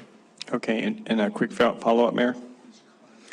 Okay, Wyeth, and during the RECODE, I believe it was 3 years, and like you say, multiple committees, and they met quite a bit. So for the most part, some of these were not adopted, but more than likely they were considered by these specialized committees when they looked at these things several years ago. Do I understand that correctly?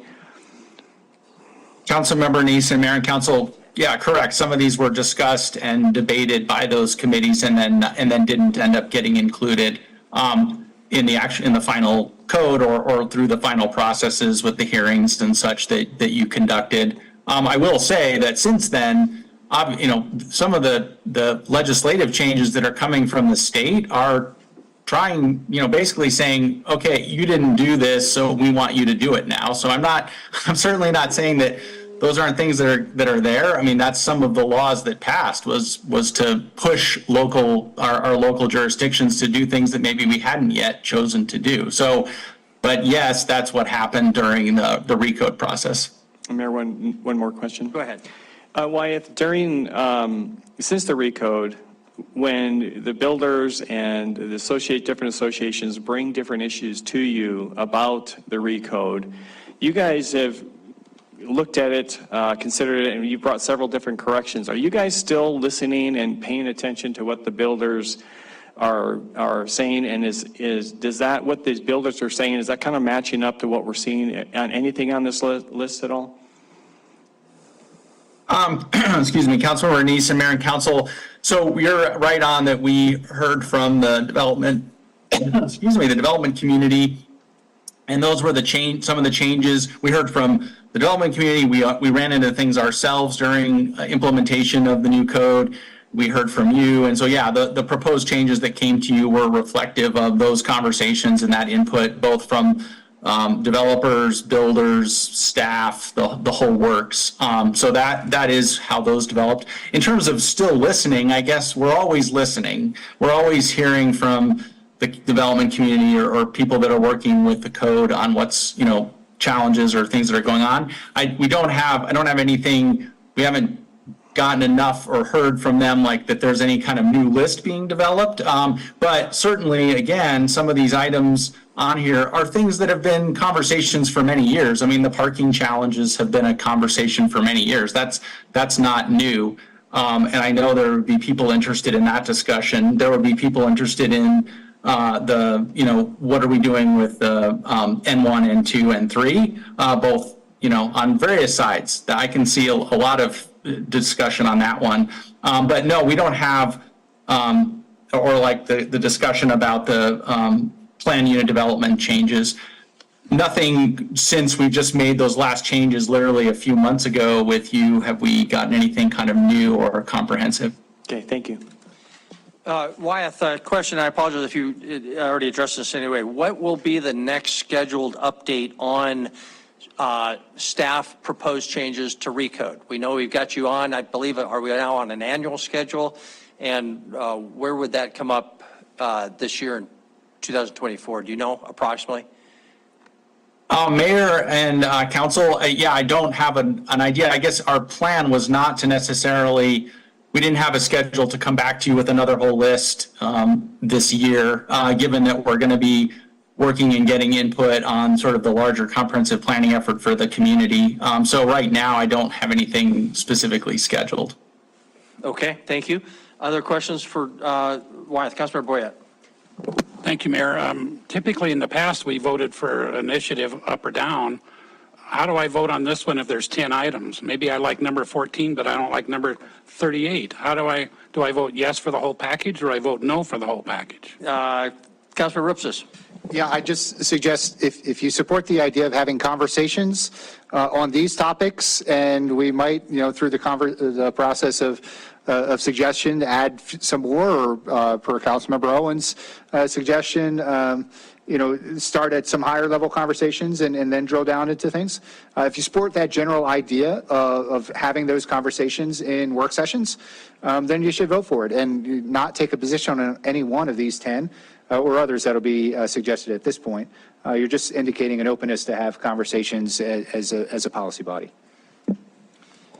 So the motion, we don't have a motion on the floor, but it'll be the whole kit and caboodle, but only to have those on the list, I guess. Councilmember Ripsis, right? I would per what I'm hearing, extend the motion to say, this list plus others that may be suggested, from other council members.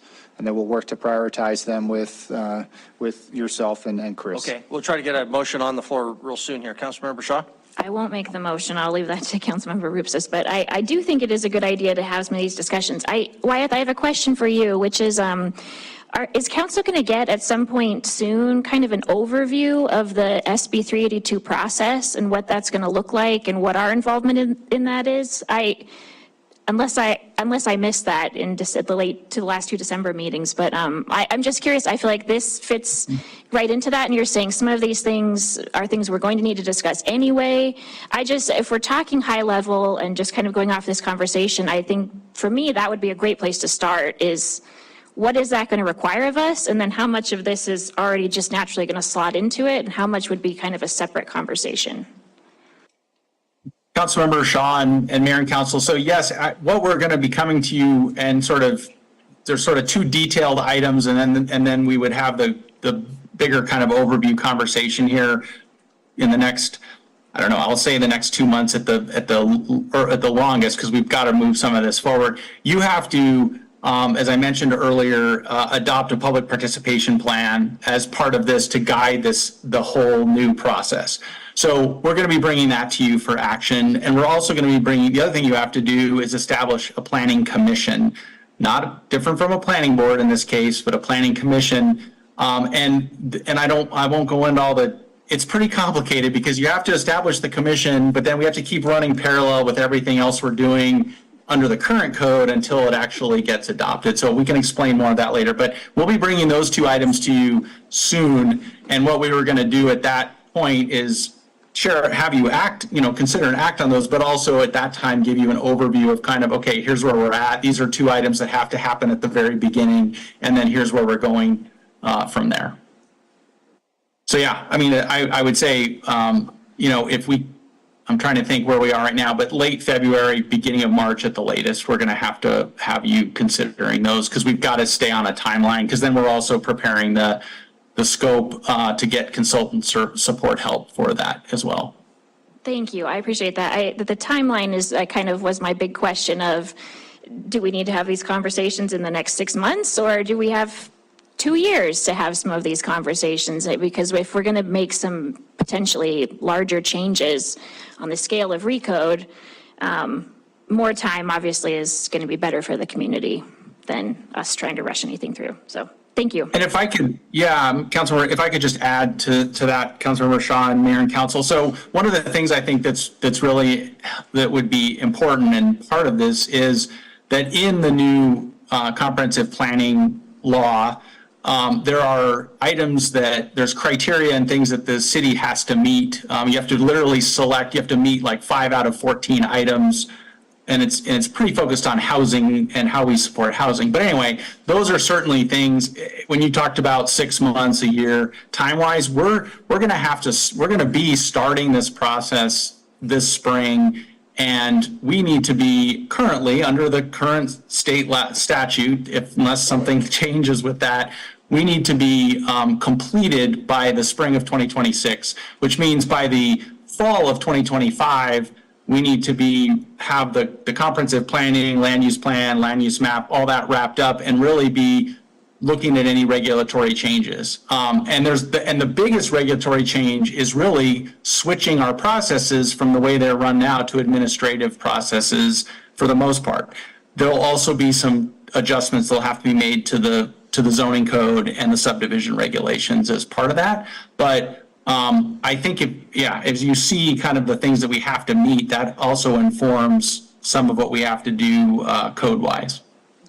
Okay, thank you. I'm going to give it to Councilmember Rupsis to make a motion or comment further, assuming there aren't any other questions. Yep. Councilmember Rupsis. I just want to recognize that's a really important point, right?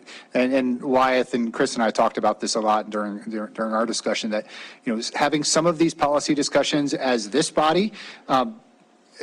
Before all those processes kick off, make some of those conversations that are going to happen real quick over 6, 12, 18 months, makes them a little, I guess, easier to understand where this body sits, right? So with those inputs, they can have those, we can go through those planning processes with probably a little more certainty of when eventually this gets in front of council, we're not going to get, run over the coals because, we're doing this really weird thing. We already know that council is kind of aligned in this direction and supports this concept. So a big part of this prioritization process will be understanding which of those, these ideas and others that might be suggested, should be front-loaded, and we need to have those conversations sooner rather than later. Okay. Councilmember Boyd, and I'm going to come back, Councilmember Rupsis for his motion. So I was on the Project Recode for 2.5 years, and the public was there all the time. I don't see any public in this. If we're going to change people's lives, I would think this has to be before the public more than just at our meeting here. I mean, it should be like at the library where you invite the public and say, what do you want, a duplex? Do you want more parking? Do you want what, but just not making us make the decision, but having maybe a little input from the public. Councilor Asplund? Well, I think we're now getting into, go ahead, Councilor Asplund. This is just a straight functional new guy question. So educate the new guy here. This initiative is written pretty specifically to 10 criteria, and I know you're acknowledging opening it up to other council comments. That's a big wide swinging door with a bunch of different ideas, and I appreciate the willingness to open that up for the rest of us to add. I certainly would have stuff to add to that as well, but again, looking at the timing of this with planning staff, I'm gravely concerned that we're going to try to do all things and then we're going to do none of them well, and that's my concern. So my functional question is, accepting that, or quote unquote accepting maybe that we start with the high level conversations that Councilwoman Owen has proposed and attacking this way. That's not how this initiative is set. So are we approving something that that directs us differently than what we're tentatively agreeing to, and how are we going to deal with that as a body? Because we are taking an initiative that says we are going to do we're going to look at these 10 things with a swinging door to a lot of other things. Should we narrow this down, or does it make sense to narrow this down to say, hey, we're going to talk about 30,000 foot concept level, and then come back with another initiative once we've had those conversations to say, well, these are appropriate and these are not, and taking a step back before. So if we pass this, Mayor, my question is, are we obligated to to work on these 10 things because that's the initiative we passed?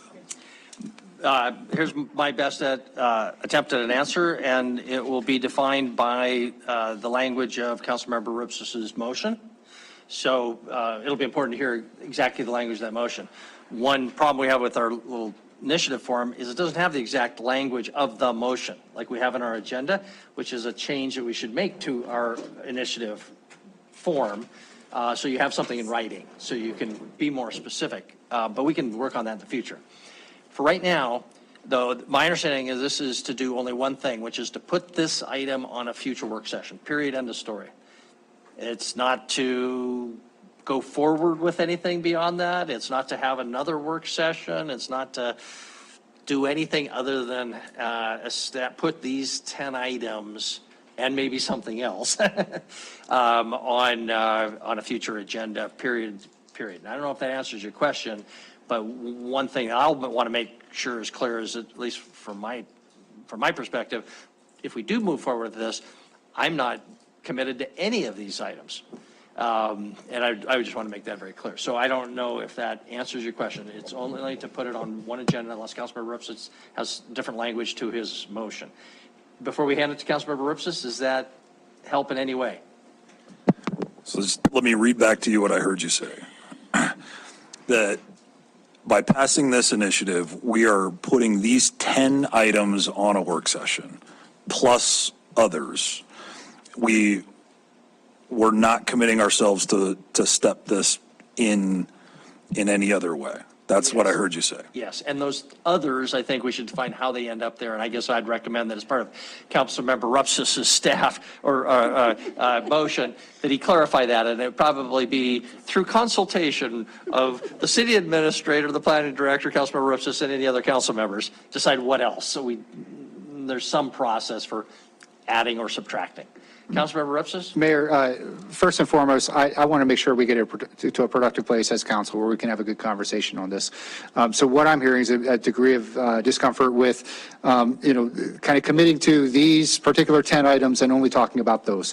Why don't we take another stab? I didn't get any feedback over the last 2 weeks on this initiative, but we've had some good conversation tonight. If everybody wants to send me, some thoughts of, hey, these are the high-level items or whatever that I think we should start at and then get into, I'll refine the text of this.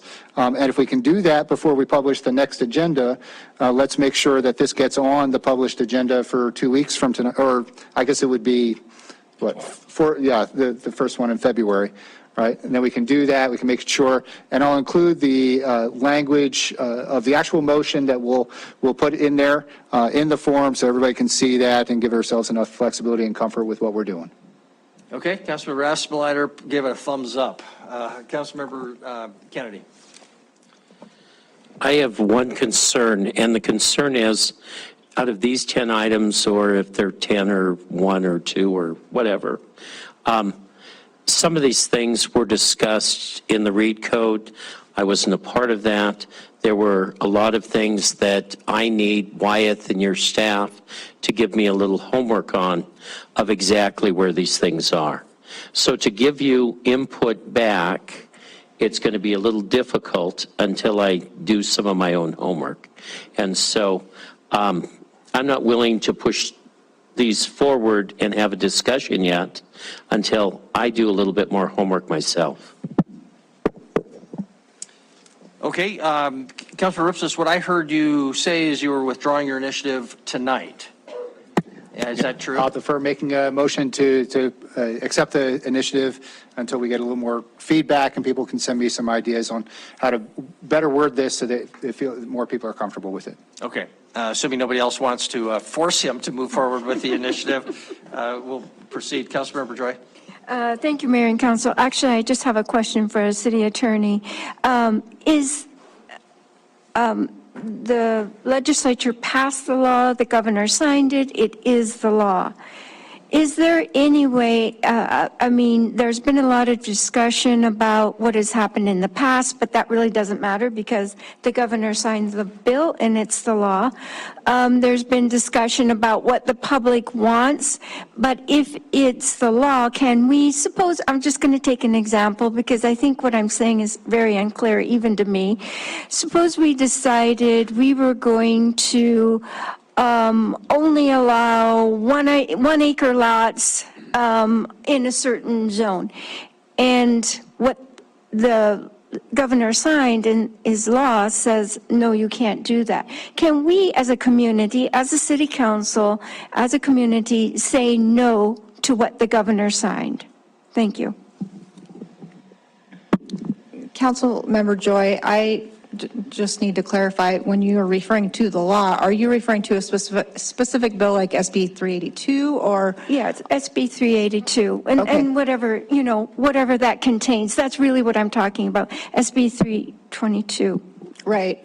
So if there were a specific regulation or prohibition or something in state law, then no, you could not enact something different. I'm not completely familiar with 382, so Wyeth would need to jump in, but it's my understanding that 382 doesn't do exactly that, but if it did, then yes, you'd be required to follow the law in that regard. Thank you. Okay, thank you. More on this topic before we adjourn. Councilmember Gillick. First, I wanted to thank Councilmember Rupsis for bringing this forward. I understand why there's concern or discomfort not knowing a lot of these issues. As someone who's involved in the design of the built environment, these are things that I've had decades of experience with now, and also just a lot of extracurricular reading and whatnot. So I think Councilmember Owen's idea of having what I see is actually some briefings, some education on some of the bigger issues is really key and important to give context. I'm certainly happy to help with that. I would also add that we had a lot of good public conversation with the Project Recode process. It wasn't that long ago. On the other hand, there has been a lot of work that has been going on in the world since those discussions were happening, relating to what the cost of to taxpayers is of maintaining infrastructure that doesn't, where the property taxes don't pay their own way, the way for maintaining them. There's just been an enormous body of work, and so I want to make sure we wouldn't be limiting ourselves to where we got in terms of discussions in Project Recode. Also recognizing, yes, we do have limitations in terms of our staff capacity, ability to weigh in on this, but I really am enthusiastic about us becoming better educated on these issues and at least starting to pick out some of the very specific policy things, understanding what are other communities doing and have already done this and what's been their experience. So I'll look forward to voting on this at a future meeting.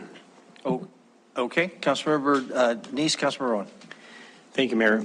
Tom, I know this is a lot of work to put something like this together, and I appreciate you taking the time on this. As I've looked at this list and heard some others, I am concerned with staff time and what we have. Of course, we were in the legislative committee. We know how big 382 is and what the city and what the demand is on the staff is going to be.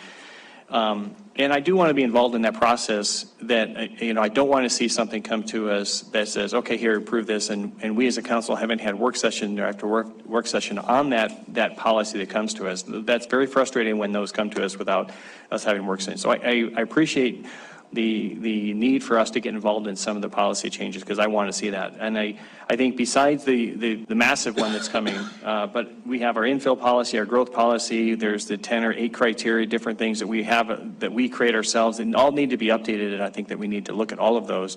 And I think on a broad level, when we start looking at those policies, all 10 of these and more are going to show up in there that we can address.